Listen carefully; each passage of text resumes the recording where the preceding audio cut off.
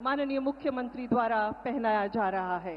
ভারত পাকিস্তানের মধ্যে সংঘাত থেমে গেলেও পাল্টাপাল্টি হুমকি আর কথার লড়াইয়ে উত্তপ্ত গোটা অঞ্চল। এবার পাকিস্তানকে পানি না দেওয়ার হুমকি দিলেন ভারতের প্রধানমন্ত্রী নরেন্দ্র মোদী। স্থানীয় সময় বৃহস্পতিবার রাজস্থানে এক সমাবেশে মোদী বলেন, ভারতের নিয়ন্ত্রিত নদীগুলোর পানি আর পাকিস্তানকে দেয়া হবে না। ইসলামাবাদকে সন্ত্রাসের মূল্য চুকাতে হবে বলেও হুঁশিয়ারি দেন তিনি। পাকিস্তান কি সেনা চুকায়েগি।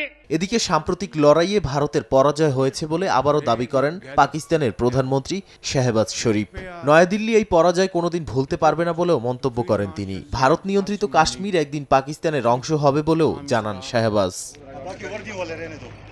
এর আগে পাকিস্তানের বেলুচিস্তানে স্কুল বাসে আত্মঘাতী হামলার ঘটনায় ভারতকে দোষারোপ করে দেশটির প্রতিরক্ষা মন্ত্রী খাজা আসিফ বলেন, বেলুচ লিবারেল আর্মি ও তেহরিকি তালেবান পাকিস্তান উভয়ই ভারতের প্রক্সি। শিগগিরই আন্তর্জাতিক পরিসরে পাকিস্তান এ বিষয়ে প্রমাণ হাজির করবে বলেও জানান তিনি।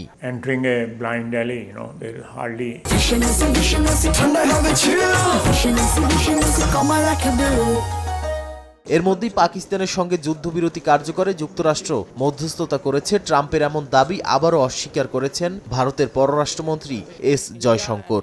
এক সাক্ষাৎকারে তিনি বলেন, ডোনাল্ড ট্রাম্প অনেকবার দাবি করেছেন তিনি যুদ্ধবিরতিতে সহায়তা করেছেন, কিন্তু এটি ভারত পাকিস্তানের মধ্যকার বিষয়। দ্বিপাক্ষিকভাবে আলোচনার মাধ্যমে যুদ্ধবিরতি কার্যকর হয়েছে। নাদিম মারজান, সময় সংবাদ।